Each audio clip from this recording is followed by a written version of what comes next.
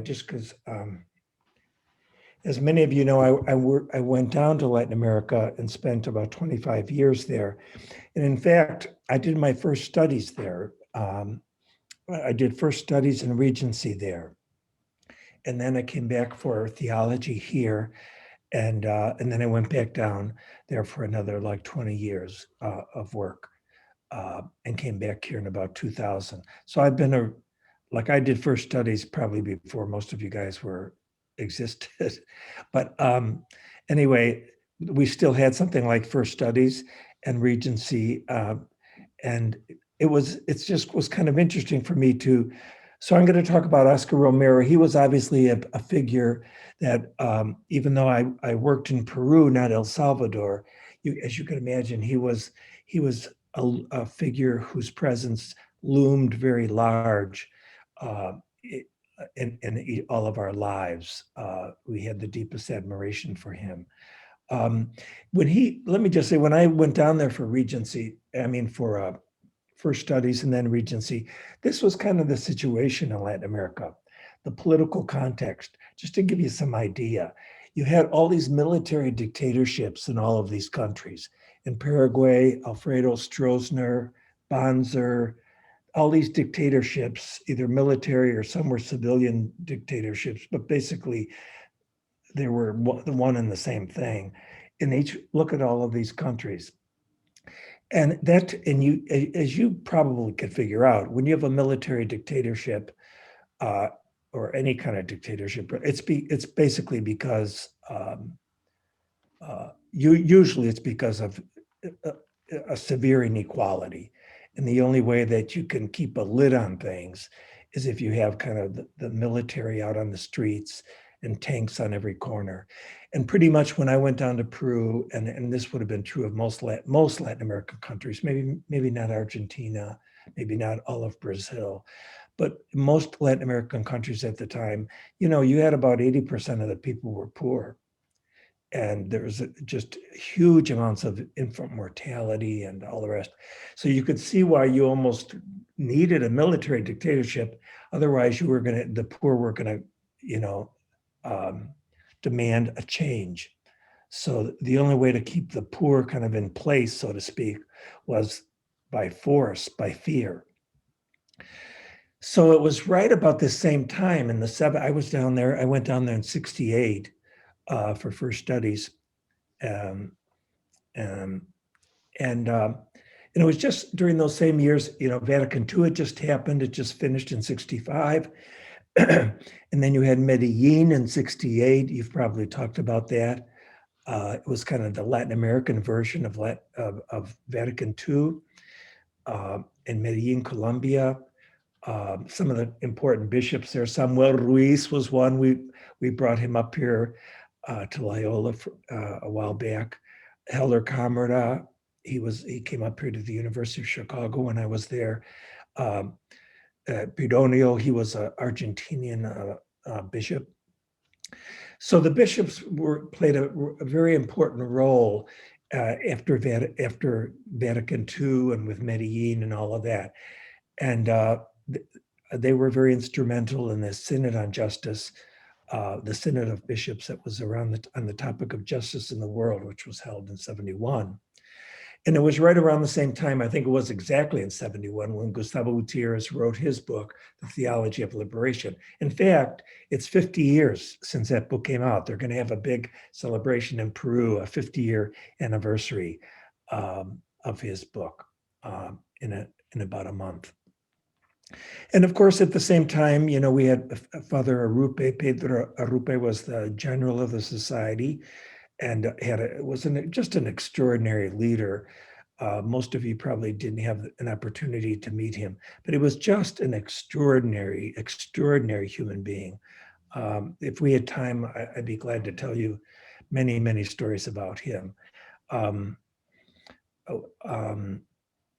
But at the same time, Paul VI was very important. You've probably read some of his encyclicals. He had many encyclicals. Popularum Progressio, of course, was very important. Evangelii Nunciandi, very important. He had several Marian encyclicals that turned out to be very important. And Anyway, he, as you know, he really was very instrumental in Vatican II as well. Even though John the 23rd started Vatican II, it was Paul VI who continued it because John the 23rd died during the council. And it was at the same time, of course, that we had this 32nd General Congregation of the Society of Jesus, when faith and justice were integrated in a more explicit way. So anyway, that's just very quickly kind of the context. That was at least that's how I found Latin America. On the one hand, dictatorships, and on the other hand, a church that was very much in prophetic and assuming a in a very important role in the leadership of the country and really speaking out against these dictatorships. Not surprisingly, one of the results of that clash, so to speak, was there was a surge of martyrs. I mean, you just had all sorts of martyrs. You know, some of the martyrs, as I mentioned there, you know, we think of the martyrs in the early centuries of the church, and then we know that there were several martyrs around the time of the World War II. But during the 60s, 70s, and 80s in Latin America, there were many, many, just thousands and thousands of martyrs. And we mustn't think of just the 6 Jesuits that we know of and Oscar Romero, but there were just thousands of catechists, neighborhood leaders, religious women, priests and bishops that were either killed or so many were exiled. And many were just disappeared, so we'll never really know. I think one of the reasons why John Paul II then, when he became Pope, one of the reasons why he became a little bit critical or skeptical of the direction that the church was going in Latin America was because of the martyrs. I mean, he just saw so many martyrs that he thought, well, this commitment to the poor is good and right and necessary, but we don't want the numbers of martyrs to just keep going up and up and up.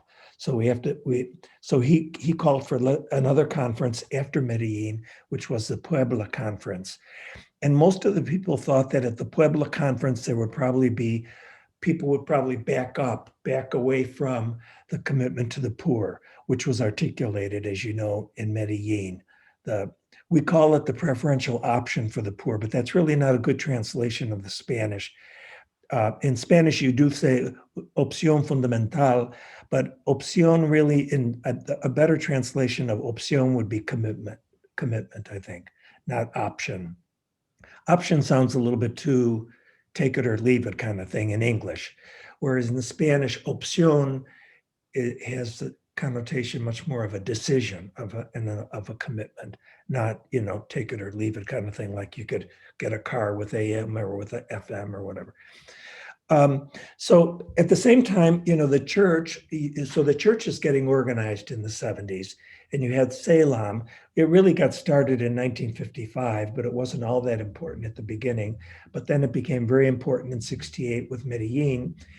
And then López Trujillo took over. Bishop López Trujillo is a Colombian bishop. He took over and he stayed for a very long time.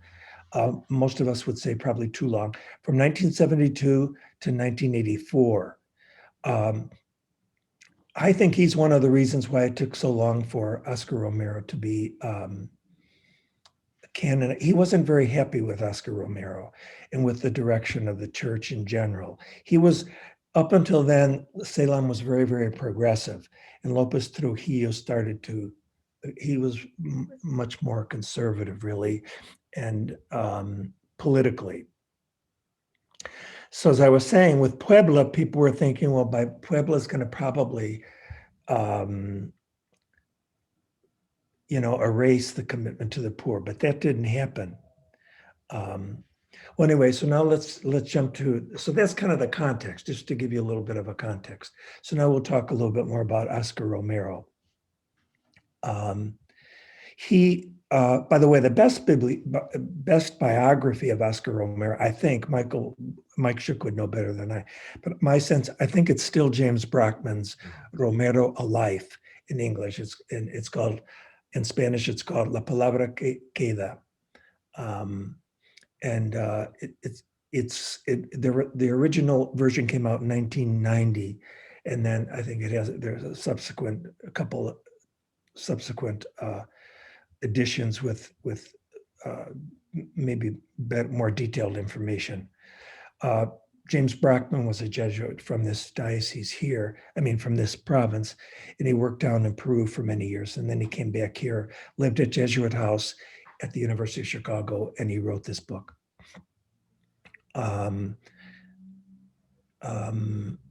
So he was born, Romero, as you know, he was born in 1917 in Ciudad Barrios, which is kind of on the east side of El Salvador, towards the north, not too far from Honduras. He was a very kind of quiet and introspective person, not a great athlete.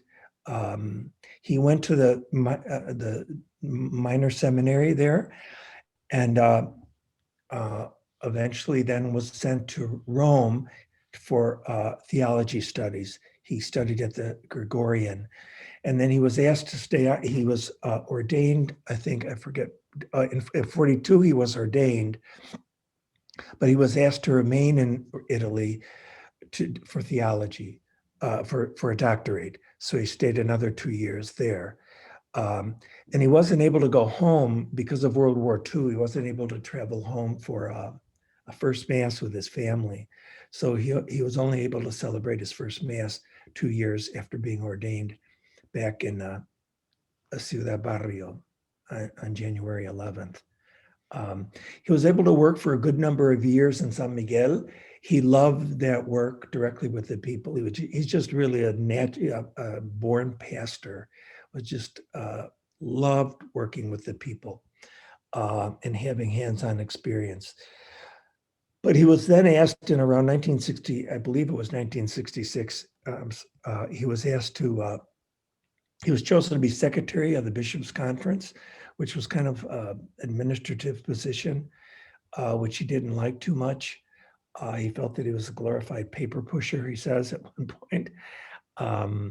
But then he was appointed bishop himself in 1970.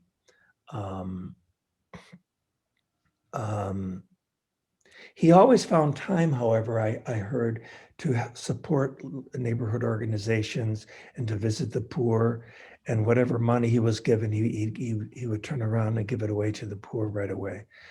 So he still was able to do quite a bit, but he never really he wasn't one of these guys that was looking to be a bishop. But one thing, as he was secretary of the Bishops' Commission, he started becoming a little bit more conservative and kind of suspicious. As I mentioned there, I think he became dubious of the politicization and polarization that seemed to be happening in the country around practically every issue. We could probably identify with some of that now in our country. It was kind of like in our environment. It's almost every issue becomes polarized and politicized. Well, it was even in a smaller country like El Salvador, you could imagine how things were. And he also became critical of some of the writings that were coming out of the Jesuit University, the UCA, the University of Central America at the time. And he even was distrustful of the Archdiocesan Peace and Justice Committee. He felt that some of their bulletins or newsletters were kind of tendentious. And then he even became suspicious of these small-based communities that were growing up all over the country and really all over the continent. So when he was finally then appointed Archbishop of El Salvador, he was already he was becoming increasingly conservative and kind of hypercritical of a lot that was going on in the more progressive elements of the church. So the official announcement of him being made, that came out on February 10th, I believe, in 1977, that he was the new Archbishop of San Salvador, it didn't exactly gladden the hearts of the clergy. It did gladden the hearts of the nation's elites, because they thought that he would be the one that would kind of keep everybody in their place and discourage the church from taking an active role in kind of a prophetic role in the direction of the country. Um, and so at the beginning, he did call for dialogue. He spent maybe about a month calling for dialogue, bringing the groups together, but nothing much happened there. But then what really changed everything was Rutilio Grande, the Jesuit who worked in Aguilares, and they were very good friends. I would say he was really the only Jesuit that was very, very close to Romero at the time. And he really trusted Rutilio, even though he disagreed with him on a few points, he really trusted Rutilio. So that when Rutilio was killed, along with one of his parishioners and one of the parishioners' sons, that was like a turning point for Romero, as most of you have probably seen the movie and you noticed that. Tilo, as he was called by the parishioners, they used to call him Padre Tilo. Everybody just loved him, but not only was he creating these small base communities, but he was encouraging the campesinos there to get organized. He said that, unless you get organized, nobody's gonna ever listen to you. So this is right after Romero, just weeks after Romero is appointed archbishop, Rutilio is murdered. And as I say, that really marked kind of a before and after in the life of, in the 3 years just 3 years that Oscar Romero was archbishop. From that moment on, Romero began to see liberation theology not as some sort of ideology, but as a way of walking alongside the suffering people of God. Because he knew that that's what Rutilio was doing. So he began to trust the people much more. So then he did something that was really revolutionary in a way. He didn't mean it to be, but it was taken this way. He said, we're going to have one mass on Sunday, March 20th, a funeral mass on March 20th, 1977 for Rutilio Grande. And it's going to be the Misa Única in the whole country. This is a Sunday. He said, I don't want any other masses being celebrated. He says, you can either come to this mass in the cathedral or watch it on TV, but we're going to have one mass. And he said that we have to come together as one church. We have to get over this idea that we're different, divided churches. So it was a very, very, very powerful thing. As you can imagine, that's not done very often, a Misa Única on a Sunday. And in his homily, he said that the reason we're gathering for this common liturgy is to emphasize the fact that we're one church, and we need to be a sign of unity for our country and for our world. He said that's one of the greatest gifts that the church can give to the world is a sign of unity. He says, although Rutilio's death might seem like an isolated occurrence, he said, if it were, he said that we could have had this funeral in Aguilares. But he says, unfortunately, these 3 deaths, there were really the 3 coffins were there at the mass. He said, unfortunately, these 3 deaths represent thousands and thousands of others who have died violently over these years. And he says, so we gather together to protest all of these unjust deaths. He says, as your bishop, he says, I want all the people to know that you count on my support. Anyway, the nuncio at the time, this Manuel Gerarda, Romero knew that the news would get back very quickly to Rome, and it would be negative, that people would say that Romero was stirring up the pot and causing a revolution and things like that, even though, as I say, Romero had a reputation of being very conservative. So wisely, Romero said, I better go to Rome myself to straighten things out.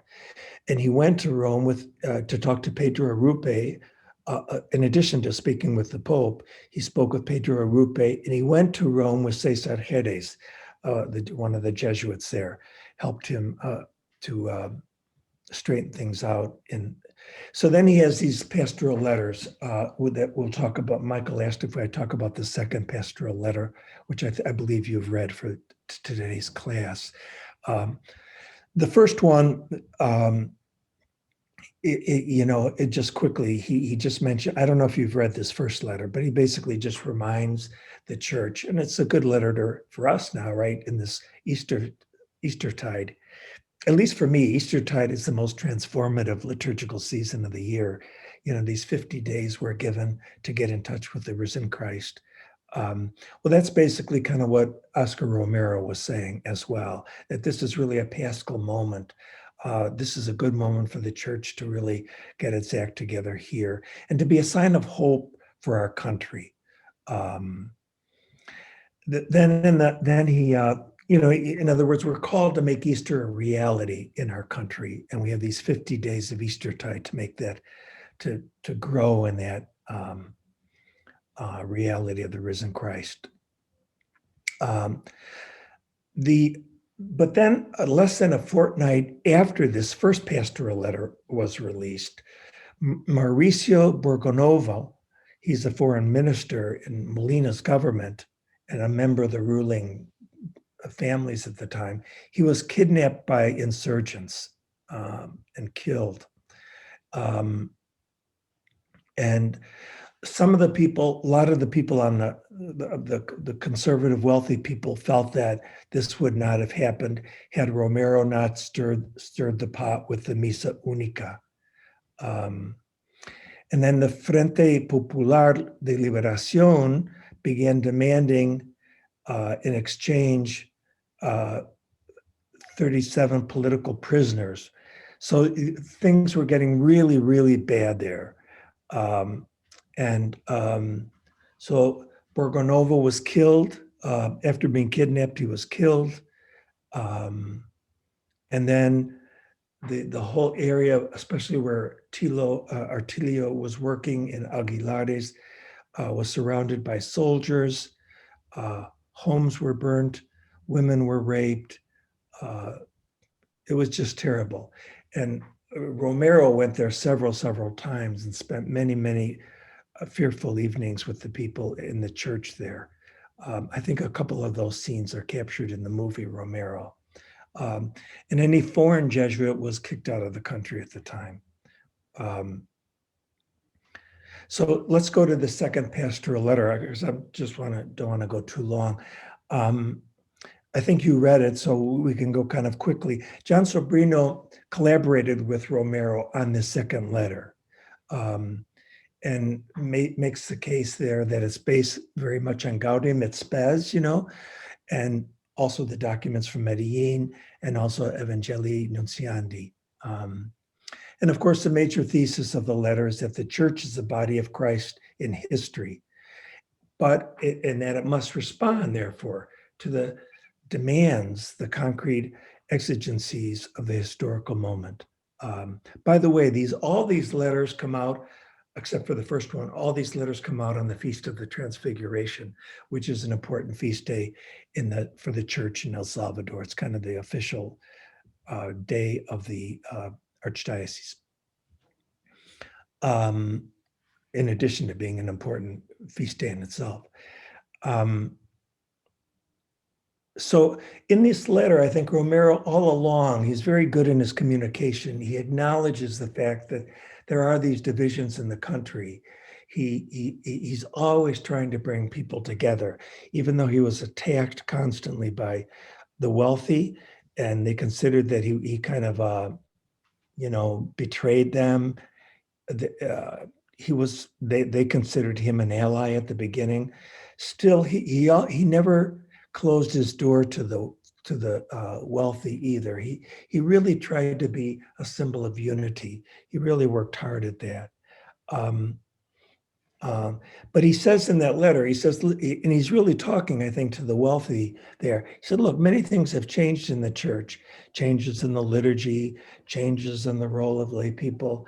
And And he said, but the most important change in the church is it's not really a change, but it's a growth. We have a deepened understanding now of our responsibility as church in the world.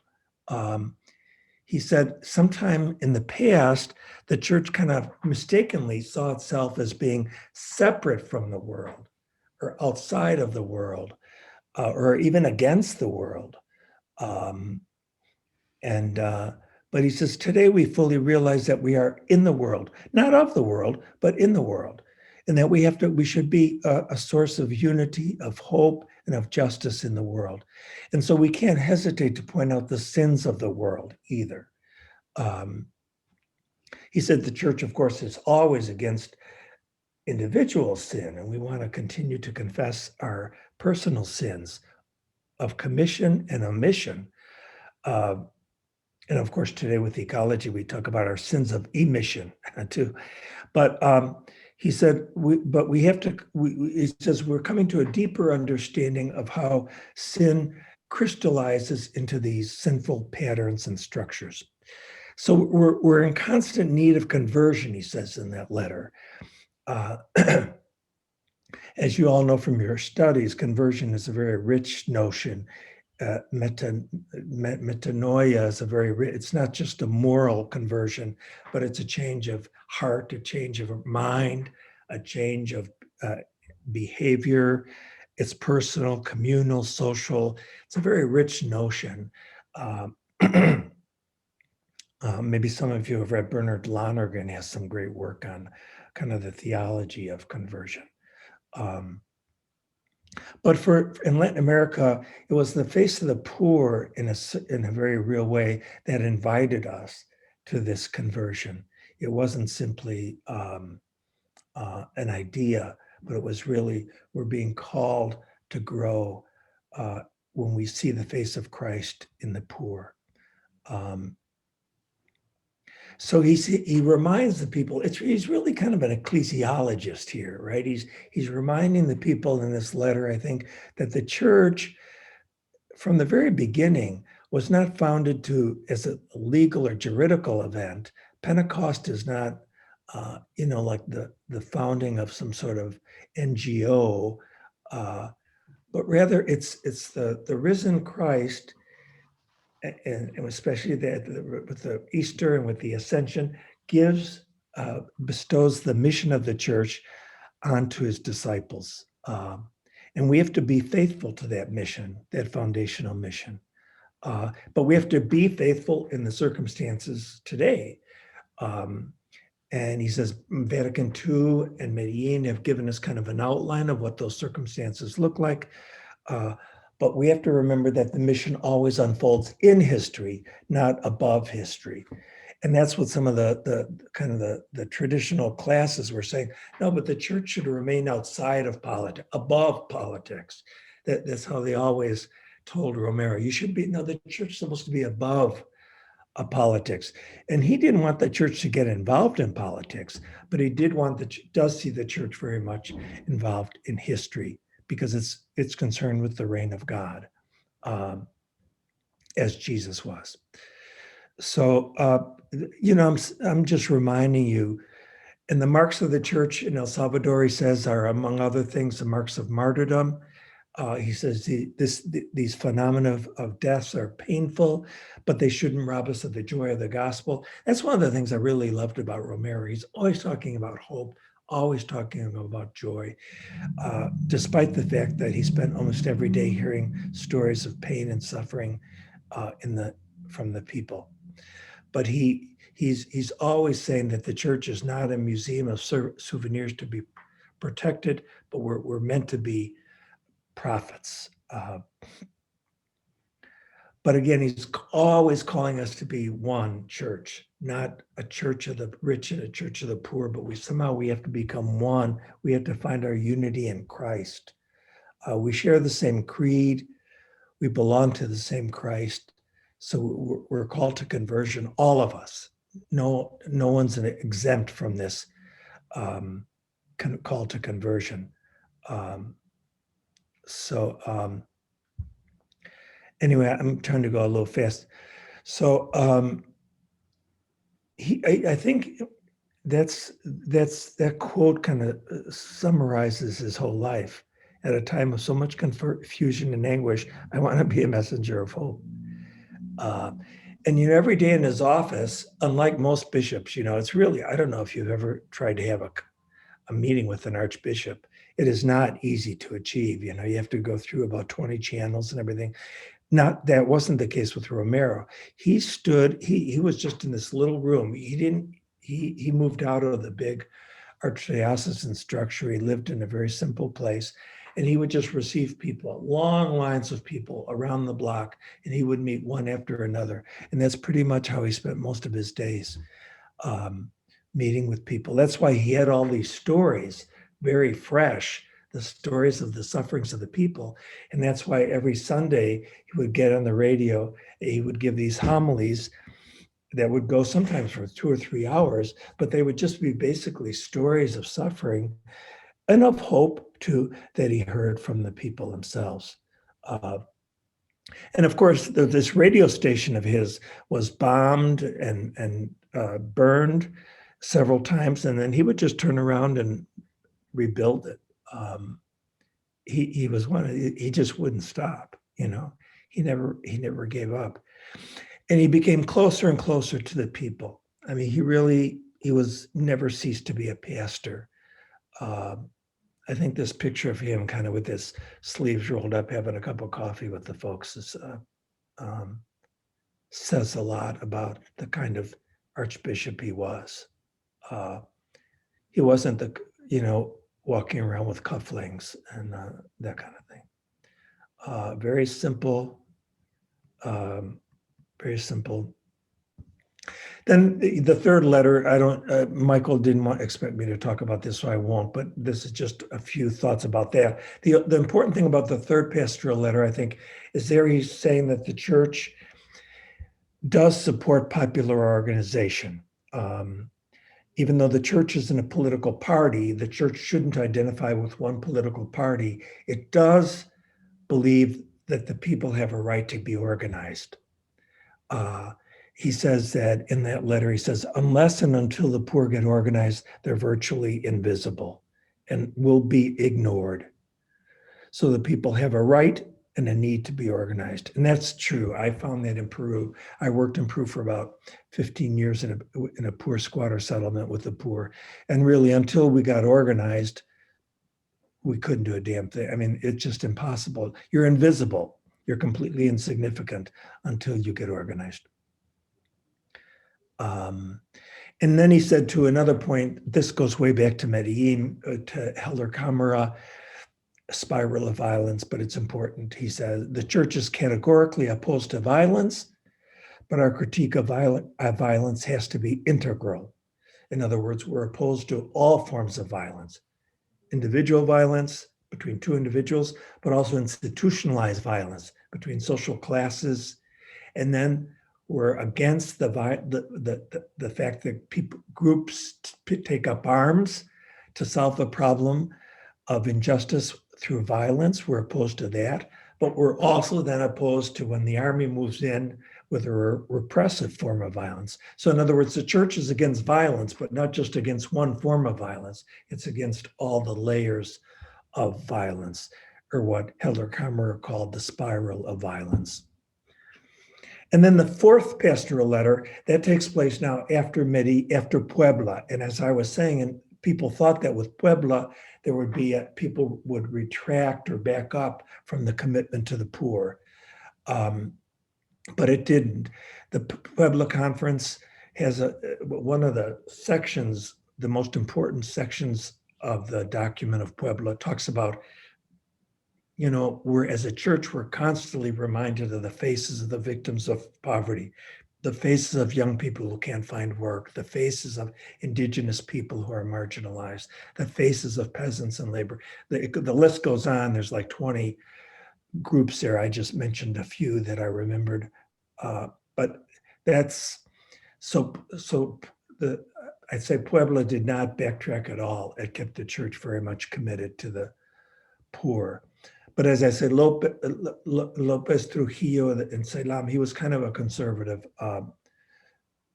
putting on the brakes all the time at Salem.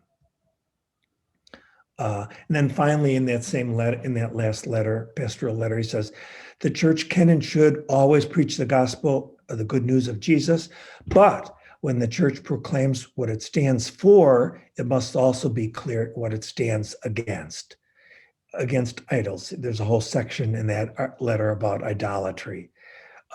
You could tell that's kind of the influence of Sobrino. Sobrino has written a lot about the contemporary forms of idolatry. Because sometimes that word we think of, the golden calf way back, but there are so many new forms of it. And just finally, there was this Georgetown address, he that was also mentioned. That's also good to remember. He was given an honorary doctorate from Georgetown University.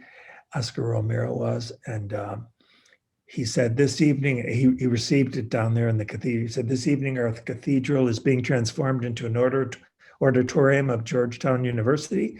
I'm pleased to see the academy and the archdiocese working together. But he says, I could only receive this degree on one condition, that I can do so on behalf of the people that I have the privilege to serve. And I do it especially in the name of all of those who have been killed over these years. So that's how he accepted that doctorate. Let me just finish now 5 minutes.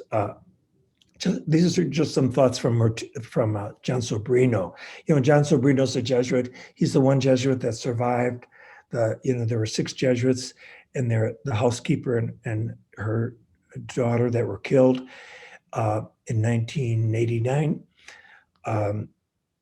John Sobrino was away in Thailand giving some talks. That's why he's the sole survivor of that community. But he became very, very close to Romero over the years. And he wasn't close to him at the beginning, but then he became very, very close to them after Rutilio's death.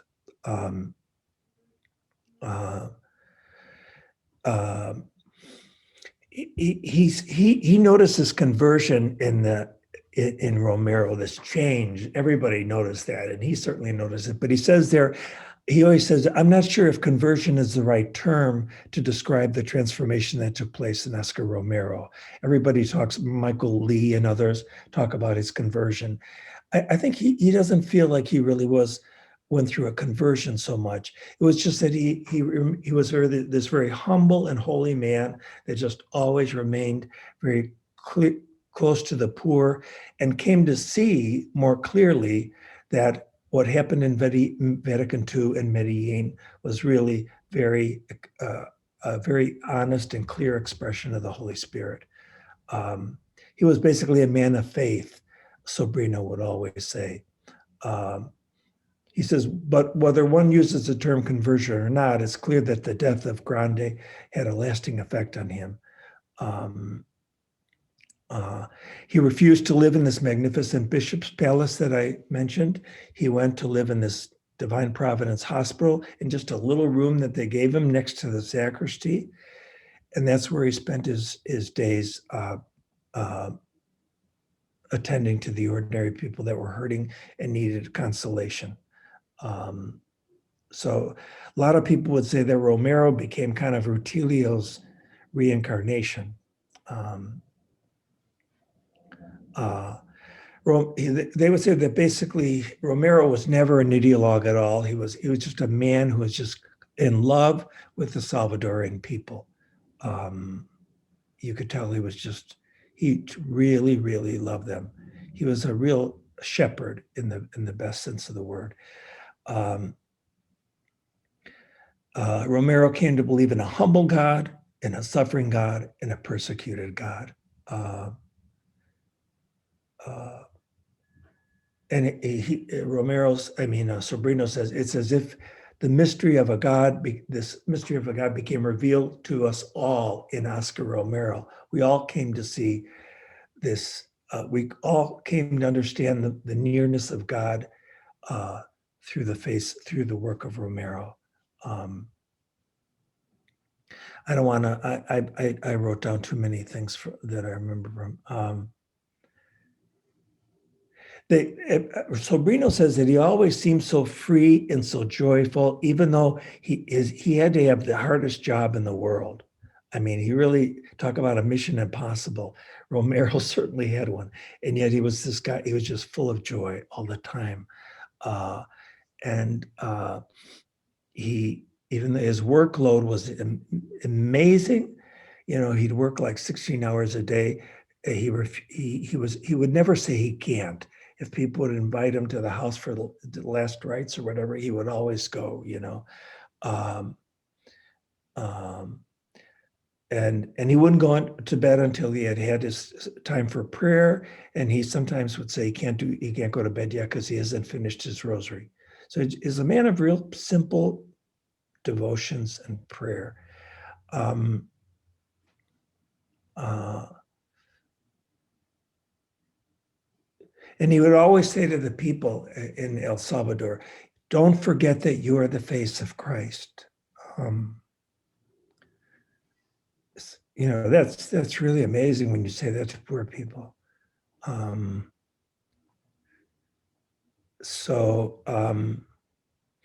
people would sometimes come up with these complex ecclesiologies. He said, look, all I'm trying to do is to practice the parable of the Good Samaritan. He said, and he says, I see the entire people of El Salvador as the guy in the ditch. So I think I've mentioned these. I think I'll try to just wind it up because you could always look at this after. Michael could send it to you, I think, or I could send it to you, whatever. Oh, here, I think I'm finished anyway. So there's something very mysterious about his martyrdom. By the way, you know, on March 24th, I went down to see Mass here at Ignatius, and I you know, obviously I had a homily prepared on him, and then I found out it's not in the Ordo, in the Ordo, you know, where it tells you what it's not there. It's no, we have a diocesan Ordo here at Ignatius. So I said, well, it must be in the Jesuit one. So then I went to Ignatius' house for Mass later on that night, and it's not in the Ordo. So that's something I want to figure out why. He's been he's been canonized now for 3 years, I think. It'll be 3 years in October. But he's not in the Ordo, which I find strange. Now, there are some saints that aren't in the universal Ordo, you know, like Ignatius Loyola would be, or Francis of Assisi. Sometimes they're just in a certain region, but I'm surprised that Oscar Romero wouldn't be in the regional, in North America, Central America, and South America Ordos. I'm not sure why that's not the case. So maybe that could be one of you could work on that as a homework assignment. Anyway, I don't know if there are any questions, but I better be quiet now. I rarely speak this long. I'm sorry I spoke over a half hour.